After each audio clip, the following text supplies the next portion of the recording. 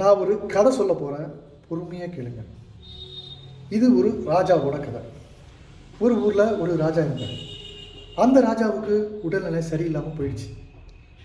உடனே அந்த ராஜாவுக்கு வைத்தியம் பார்க்குற அந்த ராஜ வைத்தியர், இந்த ராஜாவை காப்பாற்றணும்னா ஒரு விசேஷமான புறா இருக்குது, அந்த புறாவோட முட்டையில் இருக்கிற ஓட்டை எடுத்துகிட்டு வந்தால் இந்த ராஜாவை காப்பாற்றிடலாம் அப்படின்னு சொல்கிறாரு. புறானா பறக்கிற எல்லா புறாவும் இல்லை, வசிக்கிற எல்லா புறாவும் கிடையாது. இது ஒரு விதமான விசேஷமான புறா. அப்படிப்பட்ட அந்த புறாவை தேடி கண்டுபிடிச்சி அதிலேருந்து தான் அந்த முட்டையை எடுத்துகிட்டு வரணும். அதிலேருந்து தான் இந்த ராஜாவை குணப்படுத்த முடியும். அந்த முட்டையை எடுத்து அதனுடைய அந்த ஓட்டை எடுத்துகிட்டு வந்தாலே இந்த ராஜாவை காப்பாற்றிடணும். உடனே அங்கே குழுமியிருந்த மந்திரிகள்லாம் என்ன பண்ணுறாங்க அப்படின்னா, குழுமியிருந்தெல்லாம் கேளுங்க, குழுமியிருந்த மந்திரிகள்லாம் என்ன பண்ணுறாங்க அப்படின்னா, ராஜாவை குணமாக்கணும் அப்படிங்கிறதுக்காக அந்த முட்டையை தேடி போகிறாங்க.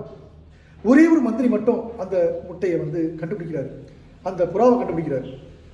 அந்த புறா எங்கே இருக்குன்னா, ஒரு பாலடைஞ்ச மரத்தில், அதாவது அந்த மரம் இப்போவோ அப்போன்னு இருக்குது, காஞ்சு போய் அதை பார்க்குறதுக்கே ஒரு பயங்கரமான ஒரு மரமாக இருக்குது. அது மட்டும் இல்லாமல் அந்த மரத்தில் பலவிதமான விஷ ஜந்துக்கள் எல்லாம் இருக்குது. அப்படிப்பட்ட மரத்தில் அந்த புறா உச்சியில் கூடு கட்டியிருக்கு. அந்த கூட்டை அடைஞ்சி அதிலிருந்து தான் அந்த முட்டையை எடுக்கணும்.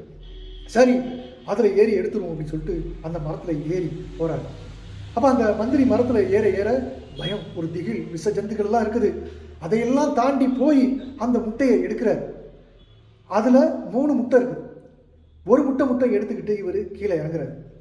இறங்கின கொஞ்ச நேரத்திலேயே அந்த முட்டை கீழே விழுந்து உடஞ்சிருக்கு. அடடா, முட்டை உடஞ்சிருச்சு, என்னடா பண்ணுறது?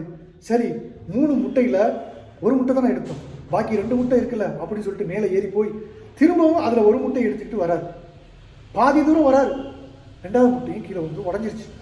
உடஞ்சோடனே என்ன பண்ணுறாரு, அடடா நல்ல வேளை 3வது முட்டை ஒன்று இருக்குல்ல, அதை எப்படியாவது பத்திரமா எடுத்துகிட்டு போயிட்டுன்னு சொல்லி அந்த மரத்தில் மீண்டும் ஏறி உச்சியில் இருக்கிற அந்த 3வது முட்டையும் எடுத்துகிட்டு கீழே இறங்குறாரு. பத்திரமா இறங்கிறாரு. இறங்கி கொண்டு போய் பத்திரமா அந்த வைத்தியத்தை கொடுக்குறாரு. வைத்தியம் வாங்கி அந்த முட்டையை உடச்சி தோலை மட்டும் எடுத்து ராஜாவுக்கு வைத்தியம் பார்க்குறாரு. இதுலேருந்து உங்களுக்கு என்ன தெரியுது?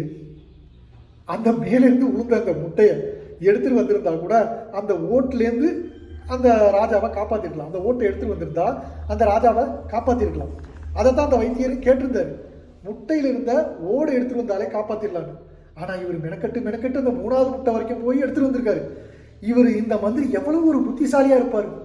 இந்த கதை யார் சொன்னாலும் தெரியுதுங்களா? தாவேக்கால கூட்டத்தில் தலைவரை வச்சுக்கிட்டு அங்கே எல்லாரும் மந்திரிகளாக உட்காந்துருக்காங்களாம்.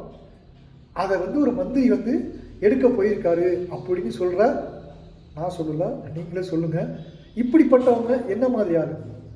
அந்த முட்டை கீழே உளுந்த இடத்தையே அதை எடுத்துகிட்டு வைத்தியம் பார்த்துருக்கலாம், அந்த ராஜாவை காப்பாற்றிருக்கலாம். இந்த மாதிரியான மந்திரிகள் நிறைந்தது தான் அந்த தாவேக்கா கூட்டத்தினர். என்ன, அந்த ராஜாவை எப்படி காப்பாற்ற போகிறாங்கன்னு தெரியல. இருக்கிற ஒவ்வொருத்தவரும் அந்த ராஜாவை இழுத்து தேரில் இழுத்து தெருவில் விட்ட கதைன்னு சொல்லுவாங்கள்ல, தேரை இழுத்து தெருவில் விட்ட கதை, அப்படி தான் ஆகிப்போச்சு.